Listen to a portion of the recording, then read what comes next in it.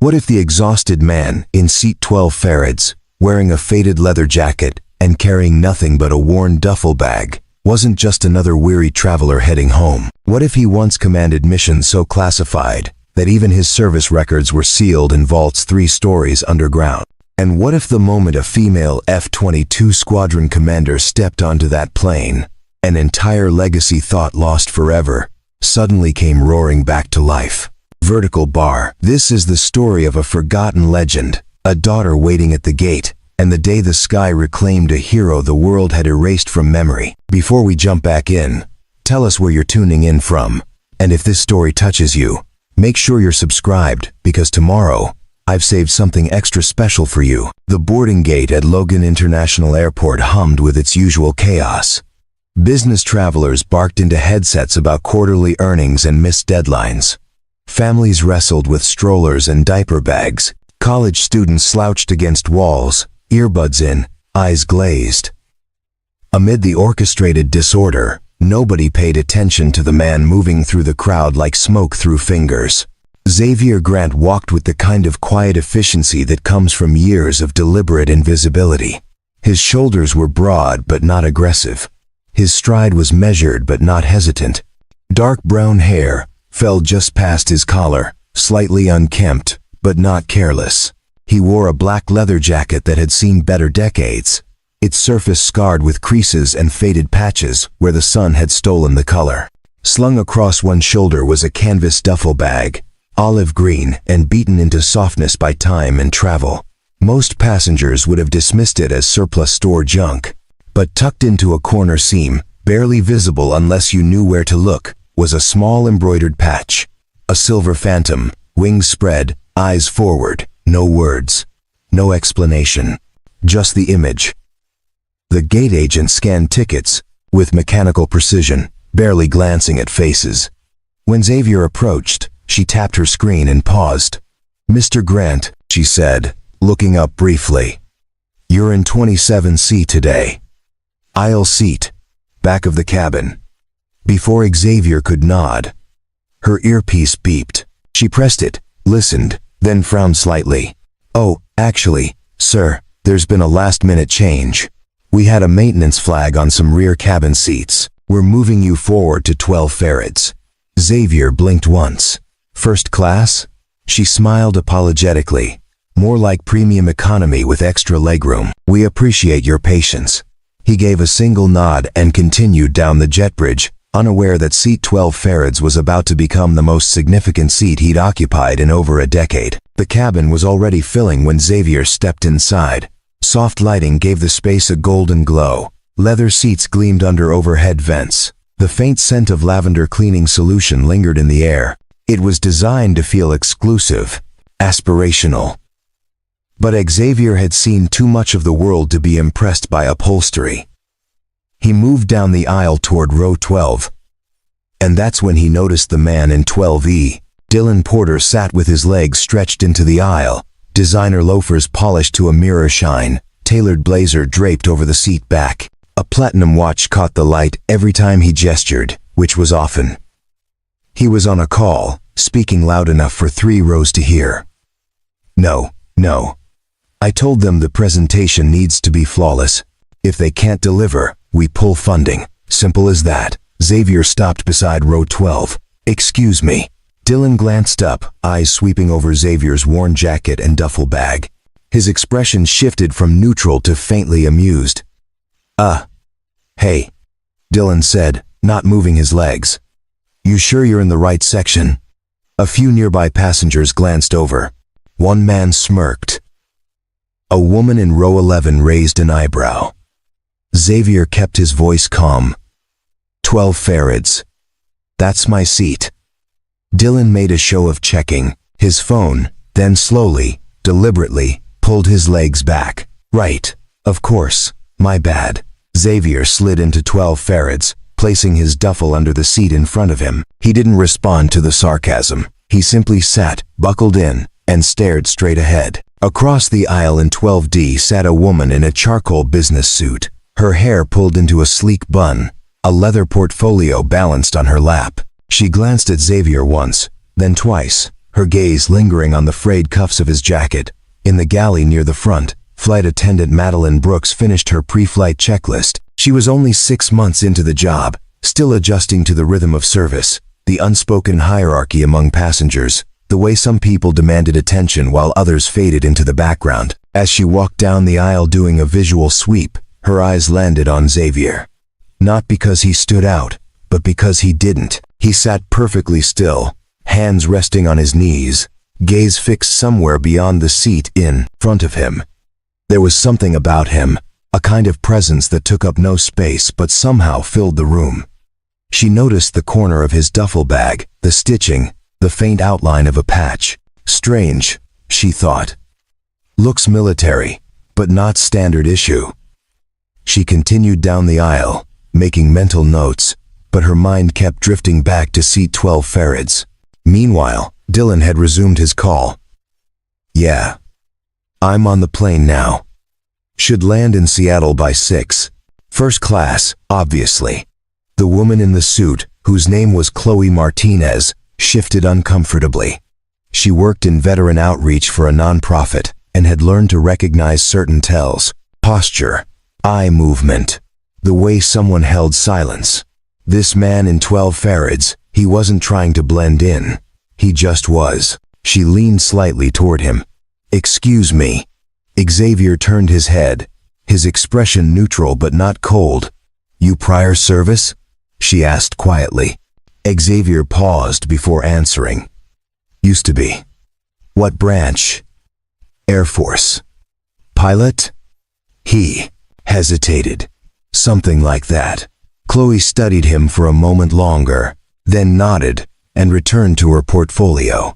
But the gears in her mind were turning. Something about his answer felt incomplete, not evasive, just careful. Dylan, overhearing the exchange, chuckled under his breath. Let me guess. Flew cargo planes? Maybe refueling tankers? Xavier didn't respond. Come on.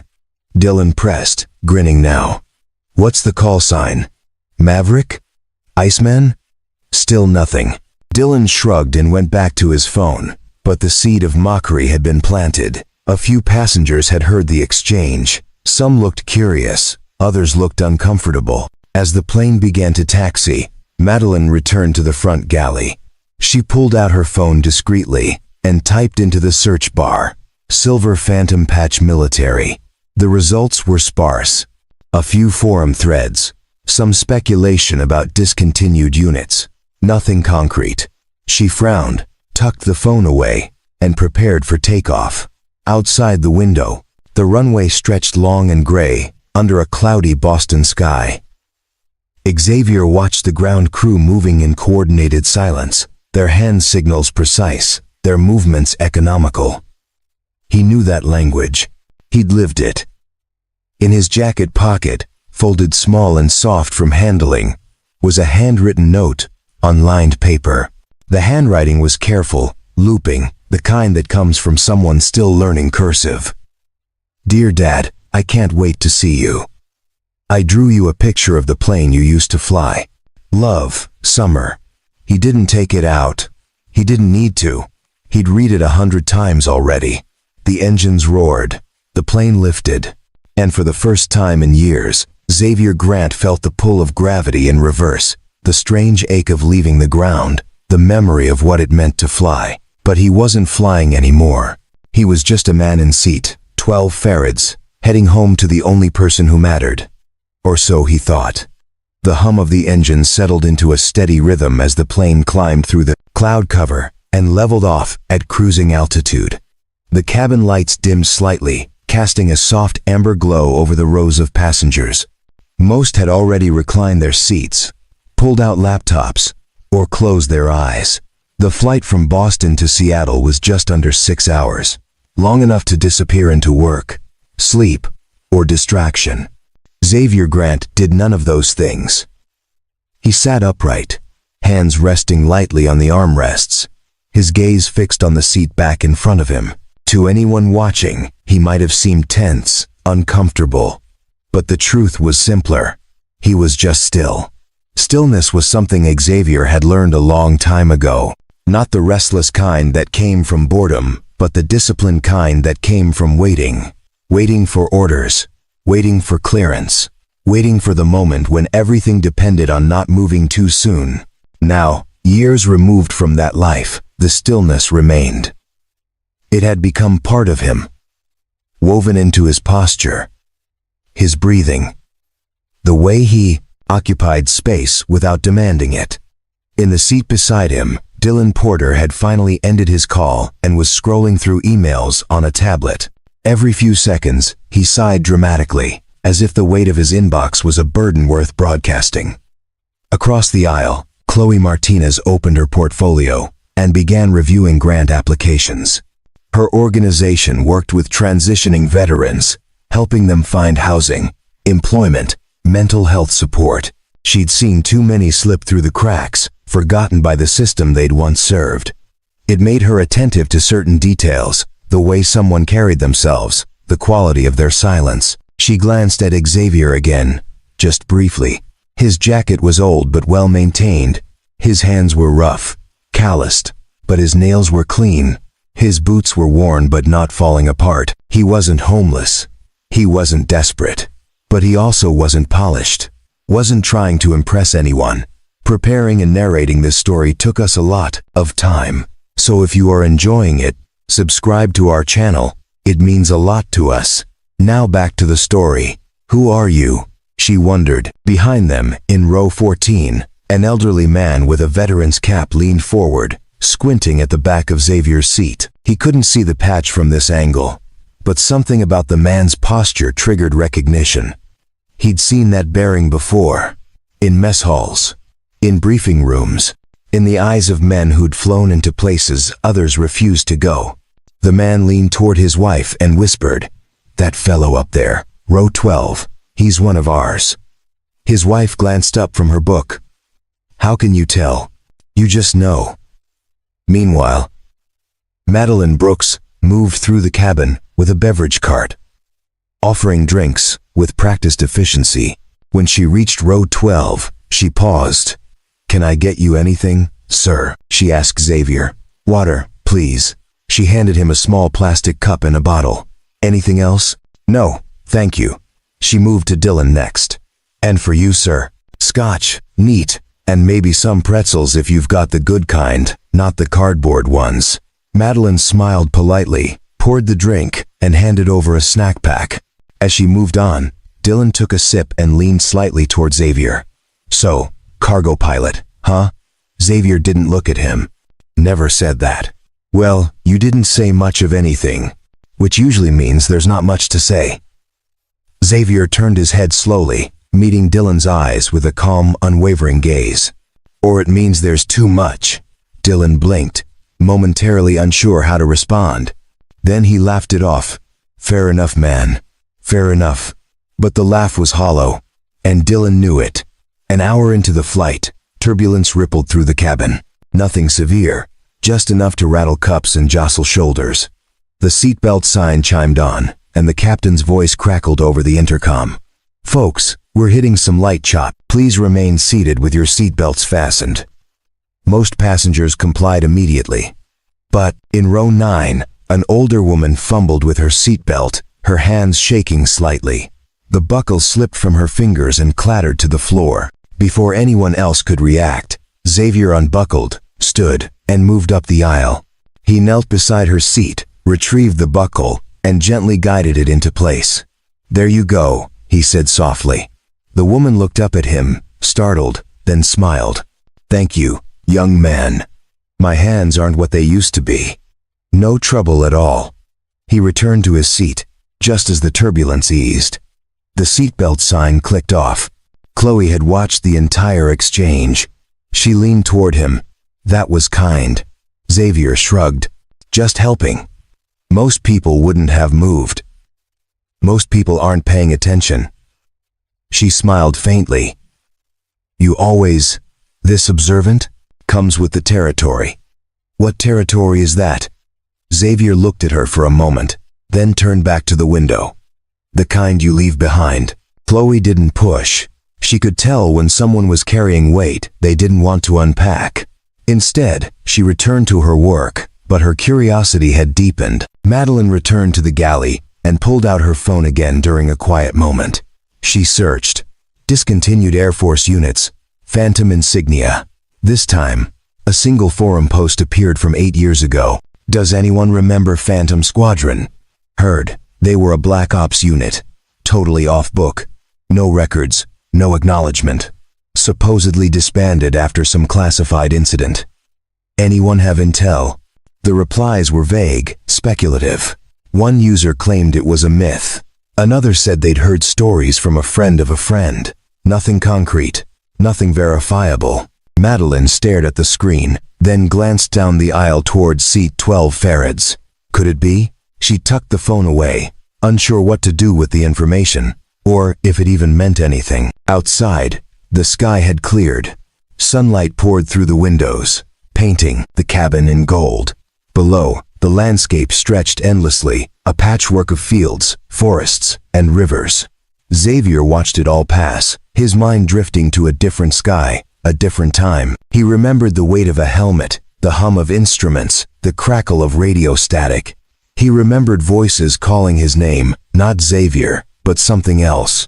Something he'd left behind. In his pocket, the note from Summer seemed to pulse with warmth. He could almost hear her voice, bright and insistent, asking when he'd be home, if he'd bring her something from the trip, if he'd teach her how to fly a kite the way he'd promised. He smiled faintly. She was 9 now, growing faster than he could keep up with. She had his eyes and her mother's determination. And every day, she reminded him why he'd walked away from the sky. Because some things mattered more than legends. Some things mattered more than call signs. Some things were worth landing for. But as the plane cut through the clouds, carrying Tim closer to home, Xavier had no idea that his past was about to collide with his present in a way no one could have predicted. Not even him. 2 hours into the flight, the cabin had settled into a predictable rhythm. Passengers dozed. Laptops glowed. Headphones blocked out the world. The flight attendants moved quietly, refilling drinks, collecting trash, answering the occasional question. Everything was routine, unremarkable, exactly as it should be, except for the tension simmering in row 12. Dylan Porter had grown restless. He'd exhausted his emails, skimmed through 3 news articles, and scrolled past 24 social media posts. Boredom made him careless, and carelessness made him cruel. He glanced sideways at Xavier, who hadn't moved in over an hour. Still sitting upright, still staring forward, still silent. "Hey," Dylan said, louder than necessary. "You ever actually fly anything? Or were you just ground crew?" Xavier didn't respond. Dylan smirket. "Come on, man. Don't be shy. I'm genuinely curious. What did you do? Load cargo? Fuel tankers? Sweep runways?" A few passengers nearby glanced over. Chloe Martinez looked up from her portfolio, frowning. Xavier finally turned his head, his expression calm, almost bored. "Does it matter? I mean, yeah," Dylan said, leaning back with exaggerated confidence. "If you're gonna sit here in first class, or whatever this is, playing the quiet veteran card, people are curious. You got a story or not?" Xavier's jaw tightened, but his voice remained level. "I don't play cards." Right. The strong, silent type. Very noble. Dylan took another sip of his drink. "But let's be real. If you'd actually done something impressive, you'd probably talk about it." Chloe had heard enough. She leaned forward, her voice sharp. "Or maybe he doesn't need to prove anything to strangers on a plane." Dylan raised his hands in mock surrender. "Whoa. Okay. Just making conversation." "No," Chloe said. "You're making assumptions." Dylan shrugged and returned to his tablet, but the damage was done. The passengers who'd been listening now looked at Xavier with a mixture of curiosity and doubt. Was he really a veteran, or just someone wearing the costume?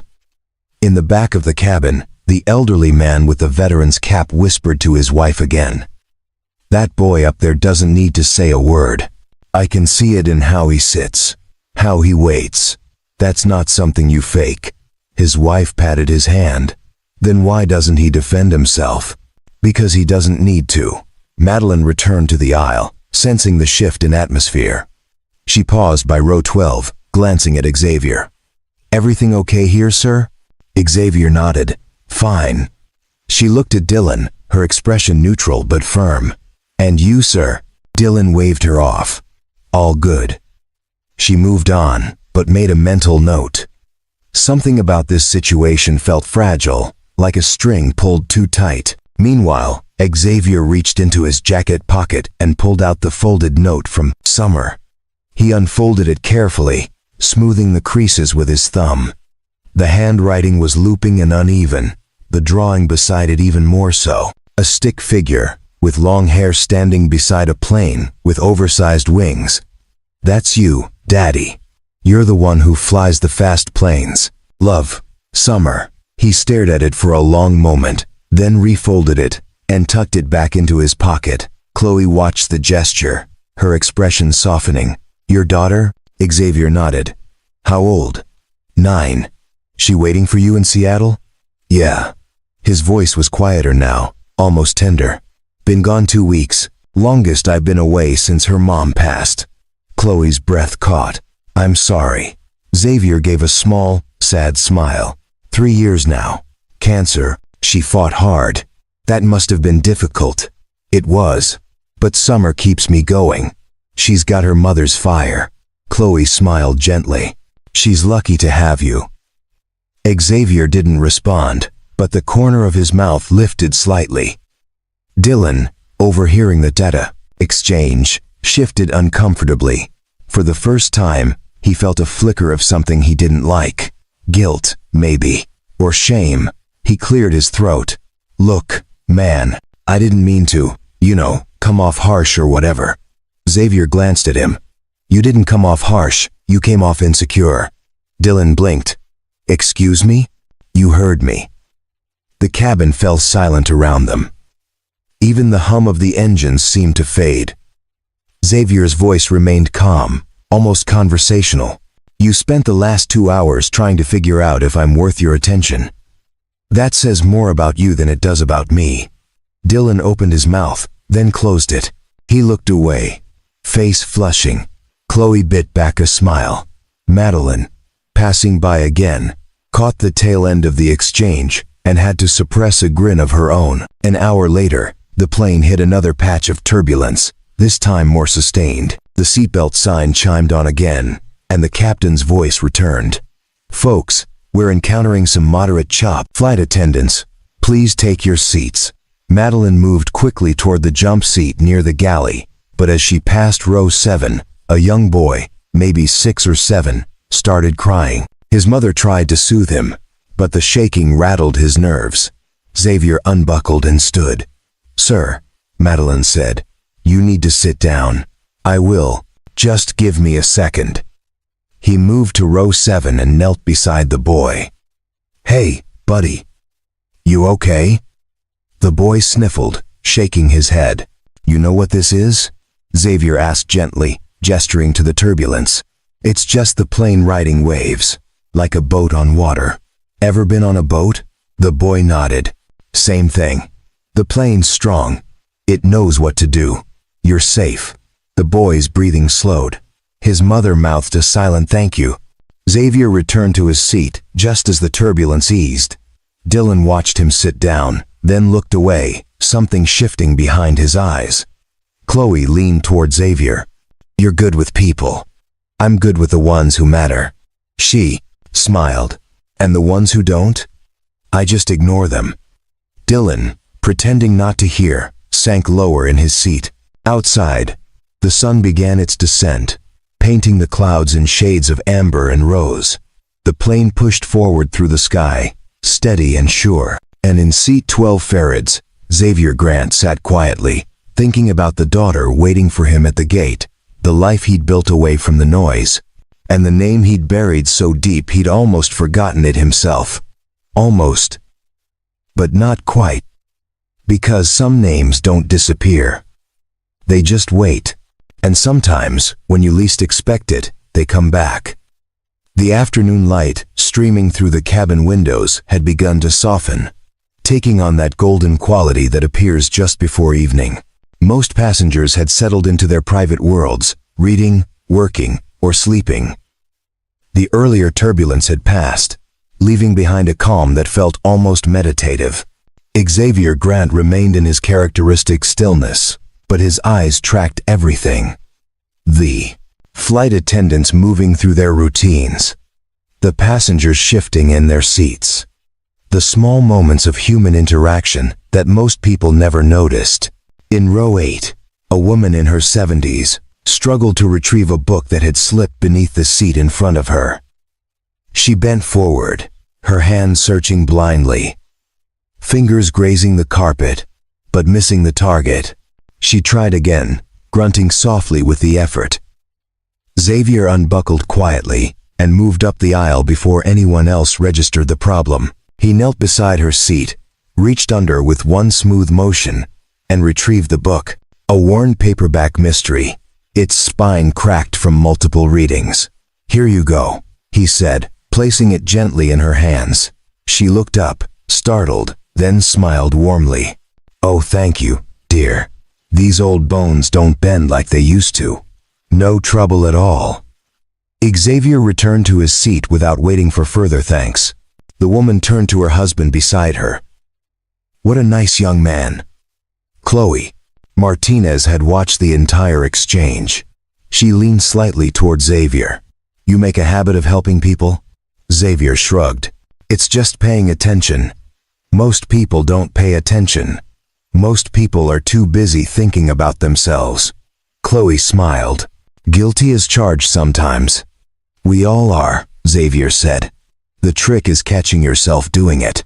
Behind them, Dylan Porter had been listening. He shifted uncomfortably, pretending to focus on his tablet, but Xavier's words had hit something tender. He thought about the last hour, the way he'd mocked this man, judged him based on appearance, tried to elevate himself by diminishing someone else. It wasn't a good feeling. Madeline Brooks approached with the beverage cart again, offering refills. When she reached Xavier, she paused. "Can I ask you something?" she said quietly. "Sure. That patch on your bag, the silver phantom, what does it mean?" Xavier looked at her for a long moment. "It means I used to be part of something that doesn't exist anymore." "What kind of something?" "The kind people don't talk about." Madeline felt a chill run down her spine. There was no bravado in his voice, no attempt to mystify or impress, just a simple statement of fact, delivered with the weight of truth. "Were you a pilot?" she asked. "I flew," he said, "but that was a long time ago. Do you miss it?"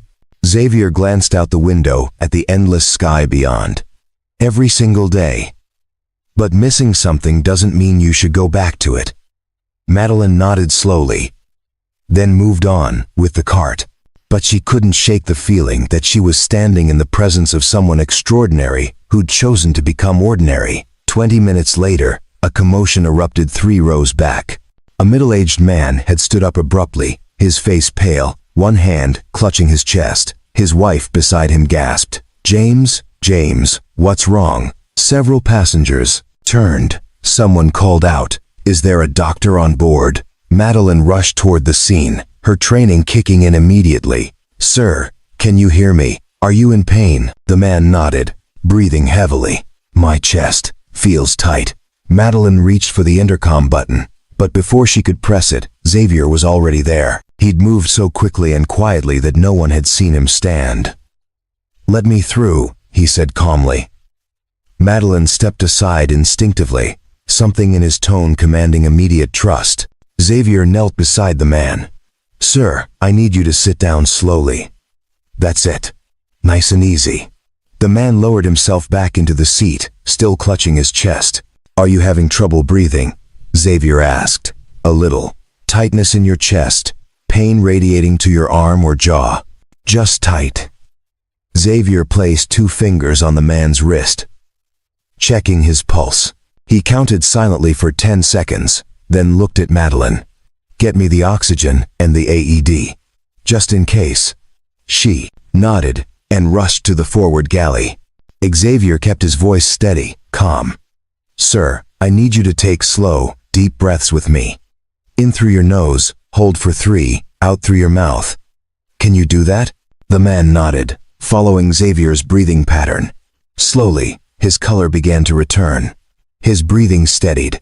Madeline returned with the portable oxygen tank and placed the mask gently over the man's face. Xavier adjusted the flow, monitoring him carefully. "How do you know how to do this?" Madeline whispered. "You learn a lot when lives depend on it," Xavier replied. The man's wife was crying softly. "Is he going to be okay?" Xavier looked at her with reassuring eyes. "I think it might be a panic attack, but we're not taking chances. We'll keep him on oxygen and monitor him. If anything changes, we'll land early." The captain's voice came over the intercom. "Folks, this is Captain Bowen. We've been alerted to a medical situation on board. We're prepared to divert if necessary, but our crew is handling it. Please remain seated." 10 minutes later, the man's breathing had completely normalized. His color was good, his pulse steady. Xavier removed the oxygen mask. "How do you feel?" Xavier asked. "Better. Much better." The man looked embarrassed. "I'm sorry. I've been so stressed lately. Work, family stuff. I think it just caught up with me." "Nothing to apologize for," Xavier said. "But you should see a doctor when we land. Get checked out properly." The man nodded gratefully. "Thank you. I don't even know your name." "Xavier." "Well, Xavier, you might have saved my life." Xavier shook his head. "You're going to be fine. Just take care of yourself." He returned to seat 12 Farads, and as he sat down, the entire cabin seemed to exhale collectively. Passengers who had been watching began to murmur among themselves. Some looked at Xavier with newfound respect, others with curiosity. Dylan Porter stared at him openly now, all pretense of superiority gone. "Where did you learn to do that?" Xavier didn't look at him. "In places where help doesn't arrive in time." Dylan swallowed hard. "You're not just some guy, are you?" Xavier turned his head slowly. "I'm exactly some guy. The difference is what that guy used to do." Chloe leaned forward. "You were special operations, weren't you? Search and rescue? Medical evac?" Xavier's silence was answer enough. She sat back, her mind racing. This wasn't just a veteran. This was someone who'd operated at the highest levels. Someone trained to handle crisis with precision and calm. Someone whose name probably appeared in classified files, not public records. Madeline returned to the galley, her hands shaking slightly from the adrenaline. She pulled out her phone and typed again, "Phantom Squadron Search and Rescue Special Operations." One result appeared, buried in a military forum from 6 years ago.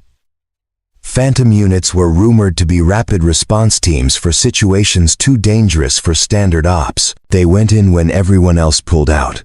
No records, no medals, no trace, just ghosts. She looked down the aisle at Xavier, her heart pounding. Could he really be one of them? Outside, the sun continued its descent, and the plane pushed westward through the sky. Inside, Xavier Grant closed his eyes briefly, allowing himself a moment of quiet. In his pocket, Summer's note seemed to glow with warmth. He could almost see her face, hear her laugh, feel her small hand in his. He was going home, and nothing, he thought, could stop that now. But he was wrong, because 20 miles ahead, an Air Force base was receiving an unusual alert, and on that base, a commander was reading a passenger manifest with widening eyes. The cabin had grown quieter after the medical emergency. Passengers who'd witnessed Xavier's calm competence now stole glances at him when they thought he wasn't looking. The elderly veteran in row 14 had stopped whispering to his wife and simply watched, a knowing expression on his weathered face. Dylan Porter hadn't spoken in over 30 minutes. He sat with his tablet dark in his lap, his earlier arrogance replaced by something that looked like shame mixed with reluctant admiration. Every so often, he'd glance at Xavier, open his mouth as if to say something, then close it again. Chloe Martinez had abandoned any pretense of working. Her portfolio lay closed on her lap while she processed what she'd seen. The way Xavier had moved, the medical knowledge, the command presence that emerged naturally without effort or announcement. This wasn't someone who'd served in a support role or spent their career behind a desk. She'd worked with enough special operations veterans to recognize the signs, the situational awareness, the controlled calm, the ability to assess and act while others were still processing what was happening. But there was something else, something she couldn't quite identify, a quality of absence in the records, as if Xavier Grant had been deliberately erased from official memory. Madeline Brooks returned to row 12 with a bottle of water. "For you," she said, placing it on Xavier's tray table. "On the house, after what you did back there." "Not necessary," Xavier said. "I insist." She paused. "Can I ask where you learned emergency response?" "Here and there." "That's not an answer." Xavier smiled faintly. "It's the only one I've got." Madeline studied his face. There were lines around his eyes, the kind that came from squinting into bright skies or harsh conditions. His hands, resting on the armrests, were marked with old scars, faint white lines that spoke of burns, cuts, and years of hard use. "You know what I think?" she said quietly. "What's that?" "I think you're someone people used to depend on, and I think you walked away from it because staying would have cost too much." Xavier looked at her directly, and for the first time since boarding, his expression softened into something vulnerable. "You're perceptive. Comes with the job. You learn to read people at 30,000 feet. Then you know why I don't talk about it." Madeline nodded. "Because it's not about you anymore. It's about what you're going home to." "Exactly." She smiled and moved on. But as she reached the galley, she pulled out her phone one more time. This time, she searched for something different. Xavier Grant, Air Force pilot. Nothing. She tried variations. X, Grant, Xavier G, Phantom Squadron. Still, nothing. It was as if he'd never existed in any official capacity. No service records. No commendations. No photographs. Not even a mention in alumni databases from military academies. How do you disappear someone that completely? She wondered. Back in row 12, Chloe finally broke her silence. "I've worked with a lot of veterans," she said. "Helped them transition back to civilian life. Find jobs, get housing, access benefits." Xavier listened but didn't respond. "I've met SEALs, Rangers, Marine Recon, Air Force, PJs, all kinds of special operations people." She paused. "But I've never met anyone who doesn't exist in the system." Xavier turned to look at her. "Maybe I just fell through the cracks." "No," Chloe said. "Cracks are accidental. You were erased on purpose." Xavier's jaw tightened slightly, but he said nothing. "I'm not trying to intrude," Chloe continued. "I'm just trying to understand. Because the way you handled that medical emergency, the way you carry yourself, the way people instinctively trust you, that's not normal. That's trained into someone who operated at the highest levels." Xavier sighed quietly. "Some operations don't make it into the history books. Some missions succeed precisely because no one knows they happened. And some people serve best by disappearing when it's over." "Is that what you did? Disappeared?" "I tried to, but it follows you anyway." Xavier looked out the window at the darkening sky. "Every single day." Chloe leaned back, processing. "The patch on your bag. Phantom. That's not just a cool name, is it?" "It was a designation." "For what kind of unit?" Xavier was quiet for a long moment. When he spoke, his voice was barely above a whisper. The kind that went in when everyone else was told to stand down, when the mission was too dangerous, too political, too likely to fail, when deniability was required. Chloe's breath caught. Black Ops.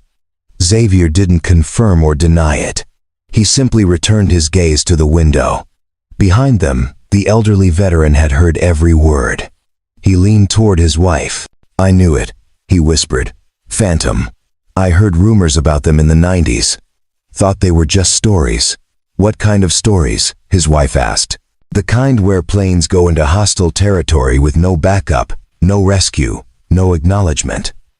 If they succeed, the mission never happened. If they fail, they never existed. His wife shivered. That's horrible. That's necessary. Sometimes. Up in the cockpit, Captain Miles Bowen received an unusual transmission on a secure military frequency.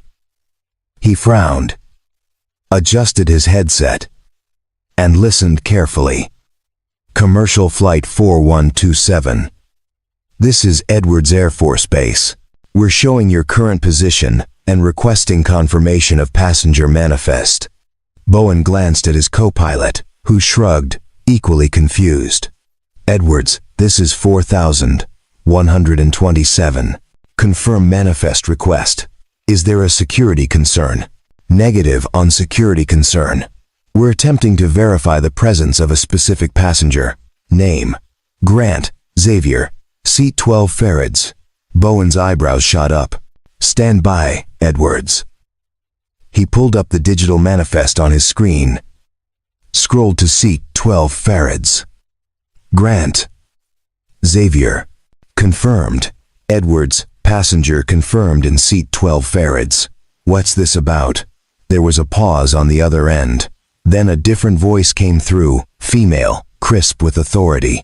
Captain Bowen, this is Commander Elise Porter, 144th Fighter Wing. We're going to need you to make an unscheduled stop at McCord Air Force Base, outside Seattle. Your flight path already takes you close. We'll provide priority clearance. Commander, I need a reason. We have passengers on schedule. The reason is classified. But I can tell you this. The man in seat 12 Farads is someone we've been looking for. And now that we've found him, we need to make sure he knows he's not forgotten. Bowen felt a chill run through him. Is he in danger? No. But he's about to be honored. Bowen took a breath. Understood. Adjusting flight path for McCord. ETA 35 minutes. Thank you, Captain. McCord out. Bowen switched to the cabin intercom and chose his words carefully. Folks, this is your captain. We're going to be making a brief, unscheduled stop at McCord Air Force Base, just outside Seattle. This won't affect your final arrival time significantly. We'll provide more information shortly. Thank you for your patience. The cabin erupted in murmurs. Passengers looked at each other, confused. Dylan pulled out his phone to check the flight path. Chloe frowned, her mind racing. And Xavier Grant, sitting quietly in seat 12 Farads, felt his stomach drop. He knew what this meant. Somehow, someone had found him, and his carefully constructed anonymity was about to shatter.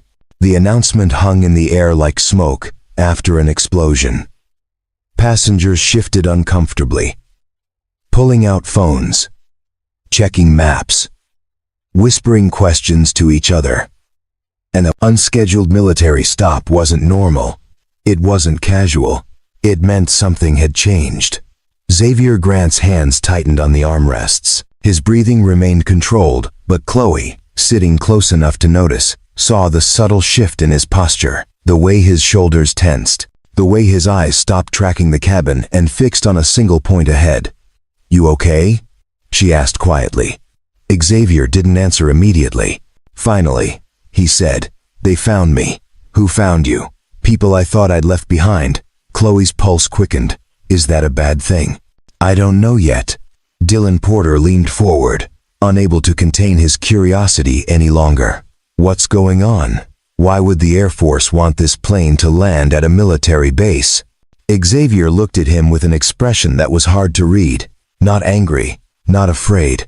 Something closer to resignation. Sometimes the past doesn't stay buried, Xavier said. Even when you dig the grave yourself. Dylan opened his mouth to respond, but the words died on his lips. There was something in Xavier's tone that discouraged further questions. Madeline Brooks appeared in the aisle, her professional smile strained. She could feel the tension radiating from seat 12 Farads like heat from a furnace. Sir, she said to Xavier, the captain has asked me to let you know that when we land at McCord, there will be personnel waiting to speak with you. He wanted to make sure you were aware. Xavier nodded once. Thank you. Is there anything I can get you? No. I'm fine. But he wasn't fine. Madeline could see it, and so could everyone else paying attention. In the cockpit, Captain Bowen received another transmission. Flight 4127, this is McCord Tower. We have you on approach. You're cleared for priority landing on runway 29er. Ground crew is standing by. Copy that. McCord. Beginning descent. Bowen switched off the radio and looked at his co-pilot. 20 years flying commercial. I've never had the military request a specific passenger before. You think he's in trouble? No. I think he's important. There's a difference. How important are we talking? Bowen shook his head. The kind of important where they don't tell you anything because knowing would be a liability. The plane began its descent, angling toward the base. Through the windows, passengers could see the geometric precision of runways, the angular shadows of hangars, the rigid formations of military aircraft parked in perfect rows. Xavier stared out at it all, memories flooding back.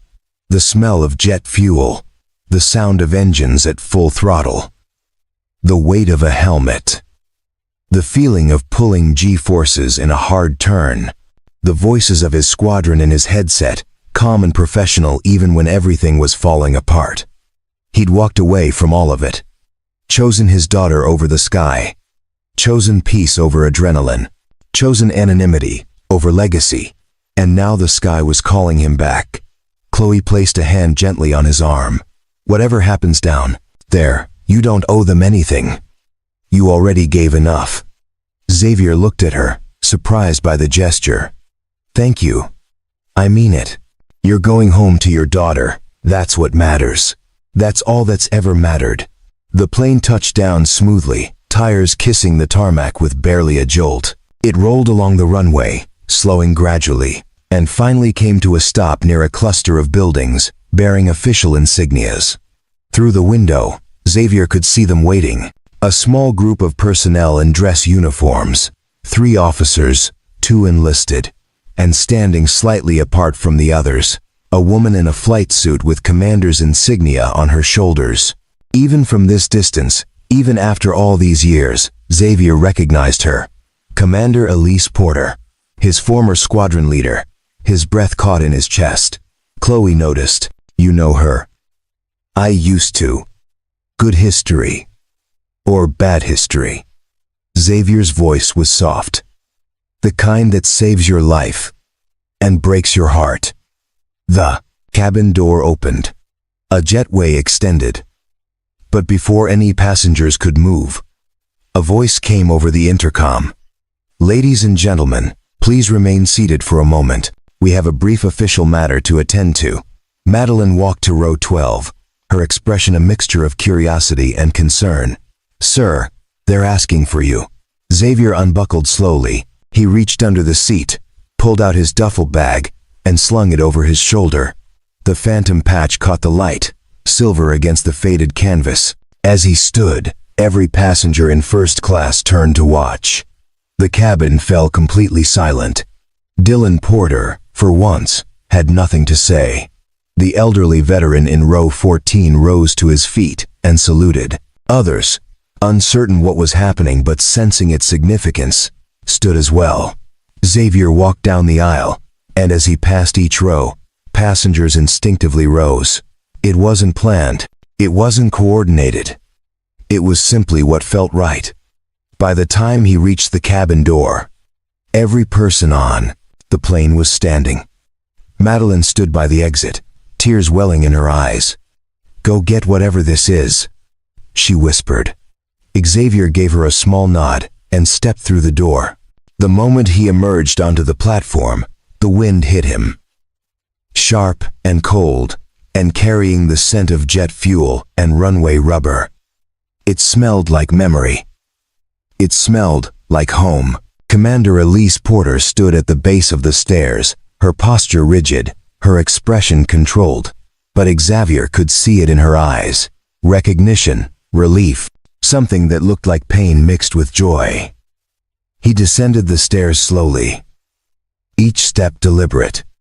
When he reached the bottom, Elise stepped forward. For a long moment, they simply looked at each other. Two people who'd flown through hell together, who'd made impossible decisions, who'd trusted each other with their lives, and then lost touch in the way that happens when one person walks away from the only world they've ever known. Finally, Elise spoke. Her voice was steady but carried an undercurrent of emotion. "Xavier Grant, call sign Phantom 1. She paused, then raised her hand in salute. "Welcome back, sir." The other officers snapped to attention and saluted as well. Xavier stood frozen, the wind pulling at his jacket, his duffel bag heavy on his shoulder. He hadn't been saluted in years. Hadn't heard his call sign spoken aloud since the day he'd turned in his wings and walked away. Phantom 1. The name he'd buried. The name he'd tried to forget. The name that, apparently, had never forgotten him. Inside the plane, passengers crowded the windows, trying to see what was happening. Madeline stood by the door, her phone in her hand, recording without even realizing it. And Xavier Grant, the man who'd chosen to disappear, slowly raised his hand and returned the salute. Because some things, no matter how deep you bury them, refuse to stay dead. The salute hung in the air between them, a bridge across years of silence and distance. Xavier's arm remained, raised, steady, and sure, while Commander Elise Porter held her position with the same unwavering discipline she'd carried into every mission they'd flown together. Behind Elise, the other officers maintained their salutes, faces solemn with the weight of ceremony. Ground crew members who'd been working nearby had stopped, tools forgotten, drawn by the gravity of the moment. Finally, both Xavier and Elise lowered their hands simultaneously, the movement synchronized by muscle memory older than either cared to acknowledge. "You're a hard man to find, Xavier," Elise said, her voice carrying across the tarmac despite the wind. "That was the idea," Xavier replied. "We've been searching for 3 years, ever since the declassification review began." Xavier's jaw tightened. "Declassification?" Elise nodded. "Some missions are being unsealed. Not for public record, but for internal recognition. Phantom Squadron is one of them. I didn't ask to be recognized." "No," Elise said. "You never did. That's exactly why you deserve it."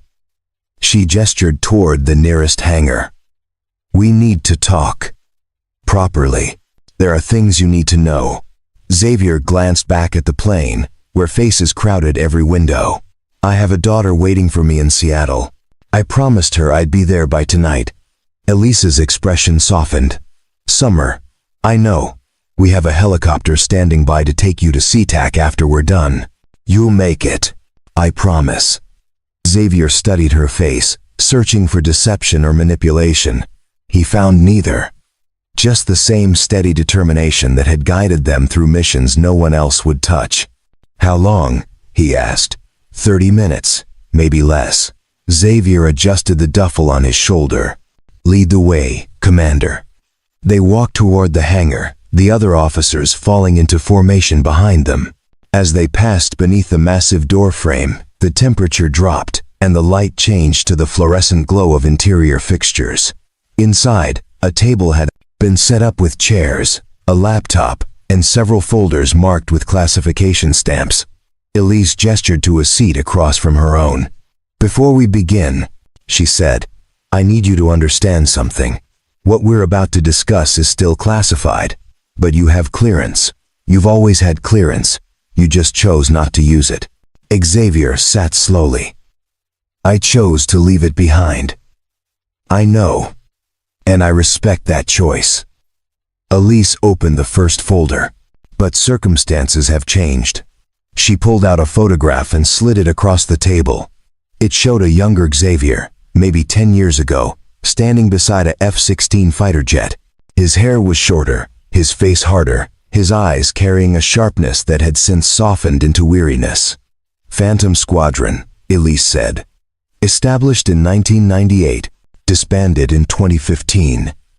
16 pilots over 17 years.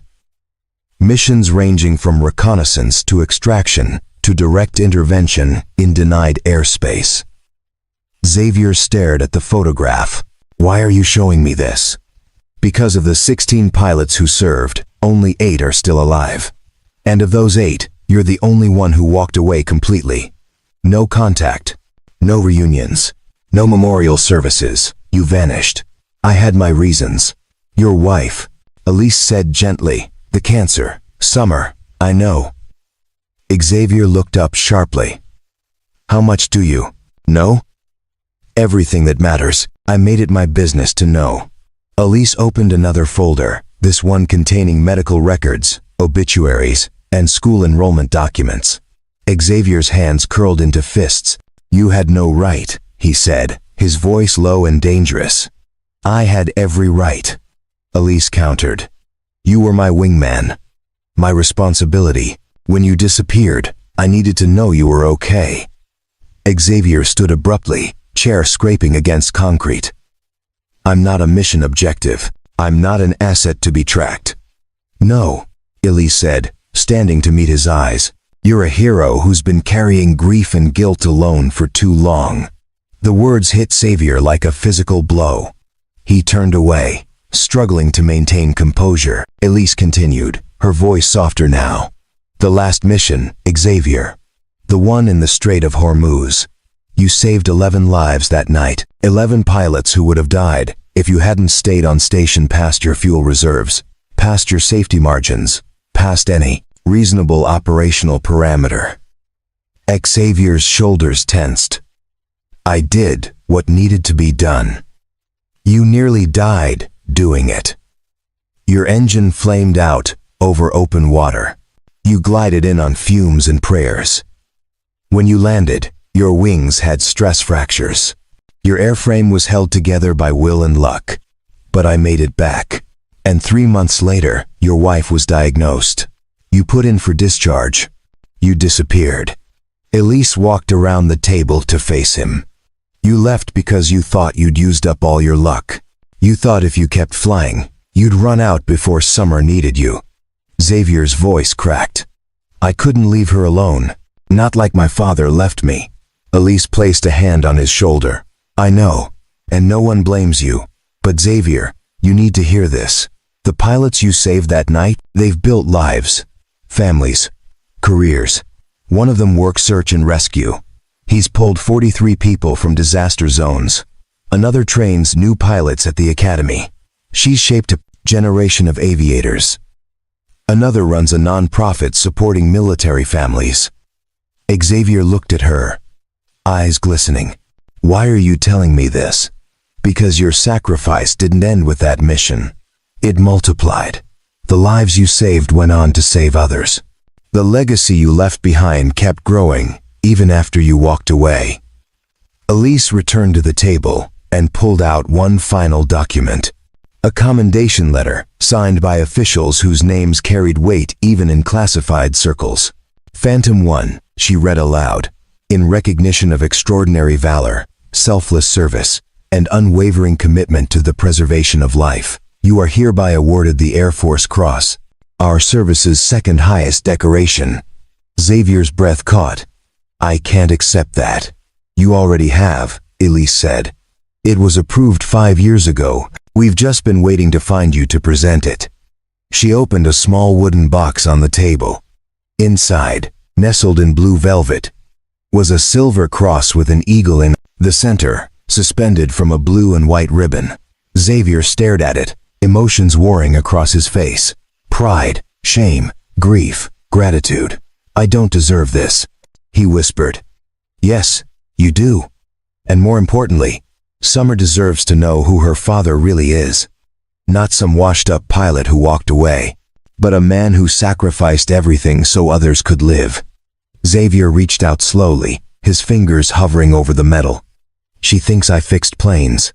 I never told her I flew them. Maybe it's time she knew. Xavier closed the box gently. She's 9 years old.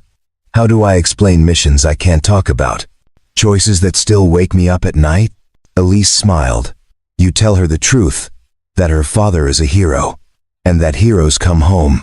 Outside, the sun had begun to set, painting the hangar doors in shades of amber and gold.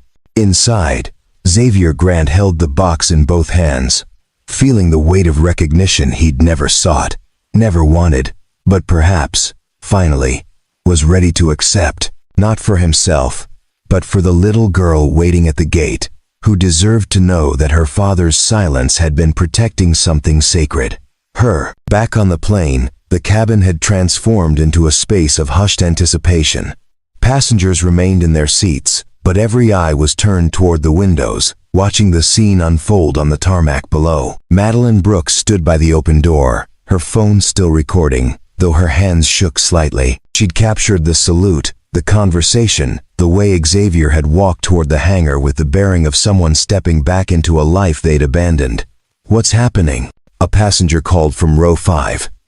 Madeline turned, her voice steady despite the emotion swirling inside her. "I think we just flew with someone extraordinary." Dylan Porter had moved to a window seat, pressing his face against the glass like a teenager trying to glimpse a celebrity. His earlier mockery felt like a stone in his stomach, heavy and uncomfortable. Chloe Martinez sat quietly in her seat, fingers drumming against her armrest. Her mind raced through possibilities. Phantom Squadron.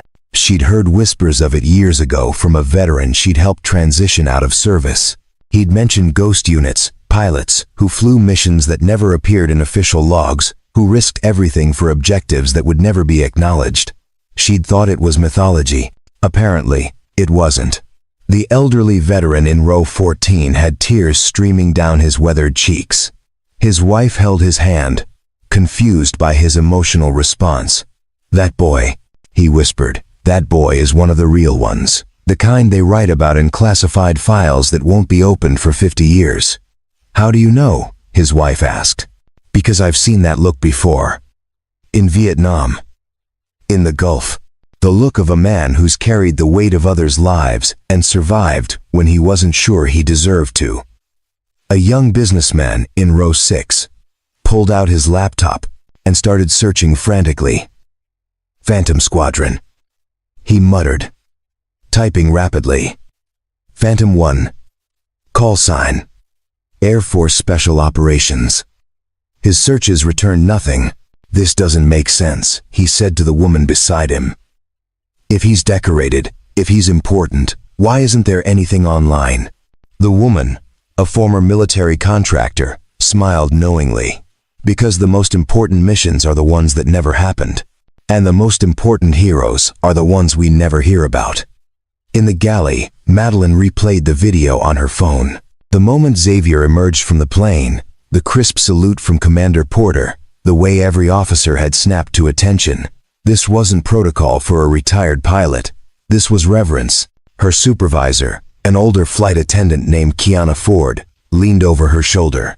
"Is that who I think it is?" Kiana whispered. Madeline looked up. "Who do you think it is?" "My brother flew F-16 seconds in the early 2000s. He used to tell me stories about a pilot they called Phantom. Said the guy flew missions that shouldn't have been possible. Brought people home when everyone else had given up." Kiana paused.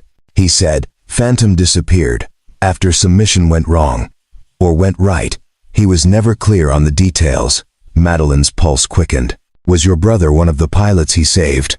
Kiana nodded slowly. "He never said it outright. Classified stuff. But he named his son Xavier, said it was after someone who taught him that courage isn't about not being afraid. It's about flying anyway." The two women stood in silence, watching through the window as Xavier emerged from the hangar. He carried something small in his hands, a box that caught the fading sunlight. On the tarmac, Commander Elise Porter walked beside Xavier toward a waiting helicopter.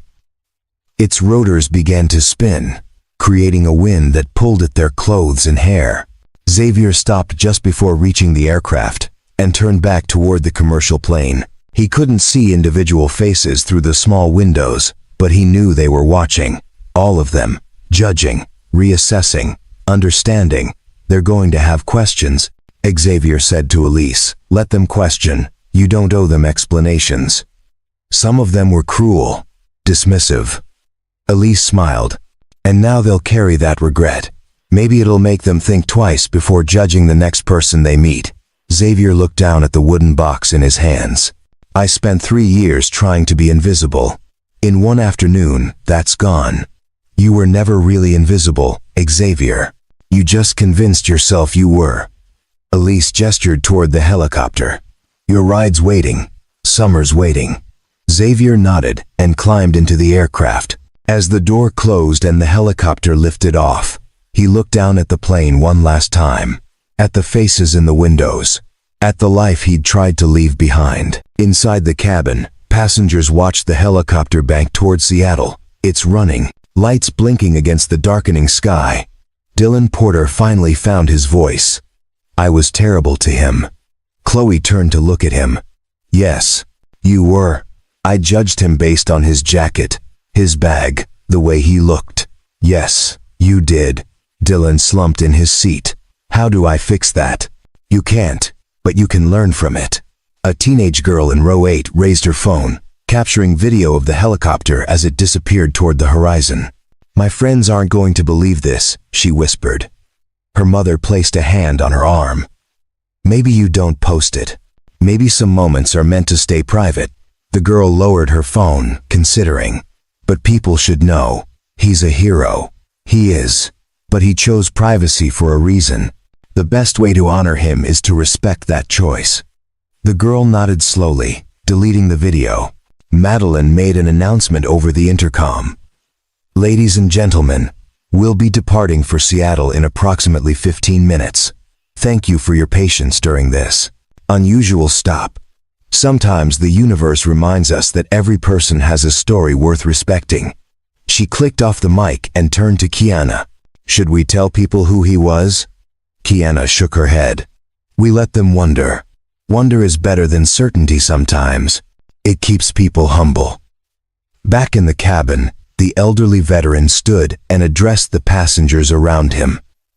I don't know what you all witnessed today, but I want you to remember something. The man who sat in seat 12 Farads, who helped people without being asked, who saved someone's life mid-flight, who walked off this plane to a military honor guard, that man represents something we've lost. What's that? Someone asked. Quiet service. Humble sacrifice. The idea that heroism doesn't require an audience. Several passengers nodded. A few wiped tears from their eyes. Dylan Porter pulled out his phone and opened the email draft he'd started earlier, the one mocking Xavier. He stared at it for a long moment, then deleted it. In its place, he typed something new. Today I learned that you can't judge a person's worth by their appearance. I sat next to a hero and treated him like he was beneath me. I'll carry that shame as a reminder to do better, to see better, to be better. He saved it as a draft, unsure if he'd ever send it, but needing to write it anyway. Outside, the sun completed its descent, and the base lights flickered on, illuminating runways and hangars in geometric patterns. The commercial plane prepared for departure, engines warming, crew completing final checks, and in every seat, in every heart, something had shifted. Because sometimes you fly with angels and don't realize it until they spread their wings. The helicopter cut through the evening sky with purposeful speed, its rotors thumping a steady rhythm that Xavier felt in his chest. He sat in the passenger compartment, the wooden box containing his medal resting on his lap, while the pilot navigated toward SeaTac International Airport. Through the window, Xavier watched the landscape transform from military precision to civilian sprawl. Highways snaked through valleys, subdivisions clustered around commercial centers, and somewhere down there, in the arrivals terminal, Summer was waiting. His phone buzzed. He pulled it from his pocket and saw a text from his neighbor. The woman who'd driven Summer to the airport. She's been at the window for an hour, won't sit down, keeps saying she'll see your plane first. Xavier smiled, typed a response. Tell her I'm coming. Tell her I'm almost there. The pilot's voice crackled through the headset. Sir, we're 10 minutes out. They're clearing a landing pad for us on the north side of the terminal. You'll have direct access to arrivals. Thank you, Xavier replied. As they approached the airport, Xavier noticed something unusual. Below, on one of the distant runways, two F-22 Raptors sat in formation, their canopies catching the last rays of sunlight. They weren't taking off or landing. They were simply there, positioned like sentries. "What's that about?" Xavier asked the pilot. The pilot's voice carried a smile. "Commander Porter arranged it, sir. Said you deserved an escort, even if it's just symbolic." Xavier's throat tightened. Elise hadn't mentioned this, but it was exactly the kind of gesture she would make, honoring him in a way that required no audience, no fanfare, just respect, expressed through presence. The helicopter descended, touching down gently on a marked pad near a service entrance. Ground crew immediately approached, securing the aircraft and opening the passenger door. Xavier stepped out, duffel bag over his shoulder, metal box tucked carefully under one arm. A security officer waited nearby, radio in hand. "Mr. Grant? I'm Officer Landon Pierce. I'll escort you to the arrivals terminal." "Thank you." They walked through a series of corridors, past baggage handling systems and employee break rooms, following signs that eventually led to a set of doors marked "Arrivals. Public Access." Officer Pierce paused before opening the door. "Sir, I just want to say, my father served in Desert Storm. He always told me the real heroes are the ones who come home and don't talk about it. I think he would have respected you." Xavier nodded, unsure how to respond. "Thank you. That means more than you know." Pierce opened the door. The arrivals terminal exploded with noise and movement. Families reuniting. Business travelers rushing toward ground transportation. Children running between luggage carts. The chaos of civilian life in full display. And there, pressed against the window barrier, stood Summer. She was taller than Xavier remembered, her dark hair pulled into a ponytail, wearing the purple jacket he'd sent her for her birthday. Her eyes scanned the crowd desperately, searching. Then she saw him. "Daddy." The word tore from her throat like a battle cry. She launched herself over the barrier, ignoring the protests of the neighbor trying to hold her back, and ran across the terminal floor. People scattered, smiling, creating a path. Xavier dropped his duffel bag and caught her mid-flight, lifting her into his arms as she wrapped her legs around his waist and her arms around his neck. "You came back," she sobbed into his shoulder. "You came back. Always." Xavier whispered, his voice breaking. "I'll always come back." She pulled away slightly, looking at his face with tear-streaked cheeks. "You look different." "Different how?" "Like you're not hiding anymore." Xavier's breath caught. How did she know? How could a 9-year-old see what he'd been doing to himself for 3 years? "I'm not hiding," he said. "Not from you. Never from you." Summer noticed the wooden box tucked under his arm. "What's that?" Xavier set her down gently, knelt to her level, and opened the box. The Air Force Cross gleamed in the terminal lights, its silver surface reflecting their faces. "This," Xavier said carefully, "is something they gave me for work I did a long time ago, before you were born. Before I became your dad." Summer's eyes widened. "Is it a treasure?" "Sort of. It's a reminder." "Of what?" "That sometimes people do hard things so other people can be safe. And sometimes those people don't talk about it because the work isn't about being famous. It's about keeping promises." Summer touched the metal gently, her small fingers tracing the eagle's wings. "Did you keep your promises?" "I tried to. And when I had to choose between one promise and another, I chose you." She looked up at him, her expression serious beyond her years. "Because I'm your most important promise. Because you're my only promise that matters." Summer threw her arms around his neck again, and Xavier held her. The metal box forgotten on the floor, the terminal noise fading to background static. Around them, people had stopped to watch. Some pulled out phones, not to record, but to wipe tears from their eyes. A TSA agent stood at her checkpoint, hand over her heart. A pilot, passing by, paused, recognized something in Xavier's bearing, and saluted quietly. The neighbor who'd brought Summer approached, picking up Xavier's duffel bag. "Welcome home. Thank you for taking care of her. She's easy to love, talks about you constantly. Said her dad was a hero." Xavier looked down at Summer, still clinging to him. "She's wrong. She's the hero. She's what kept me alive when I didn't want to be." The neighbor smiled knowingly. "I think you're both right." As they walked toward the exit, Summer chattering about school and friends and the picture she'd drawn for him, Xavier felt something shift inside. The weight he'd been carrying, the guilt over walking away from the squadron, the fear that he'd abandoned something important, it didn't disappear.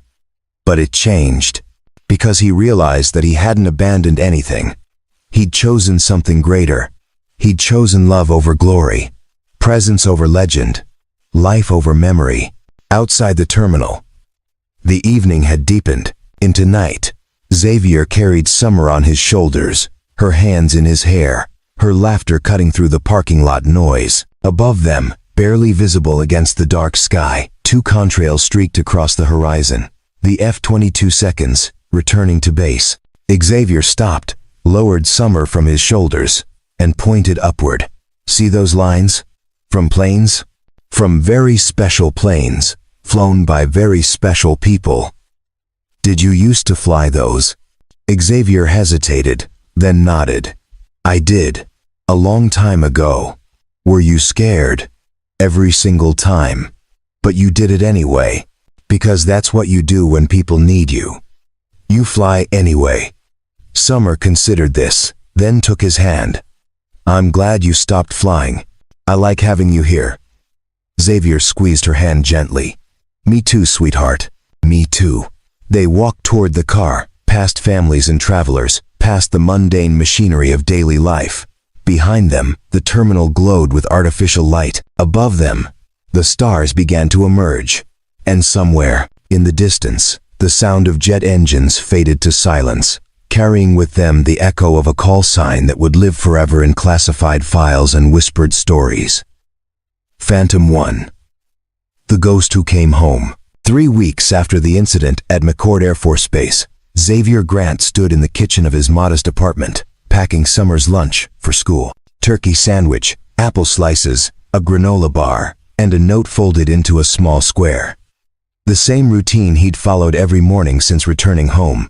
The wooden box containing his Air Force cross sat on a shelf in his bedroom closet, tucked behind old photo albums and winter clothes. He'd shown it to Summer once, answered her questions honestly but carefully, then put it away. It wasn't something he needed to see every day. What he needed was this.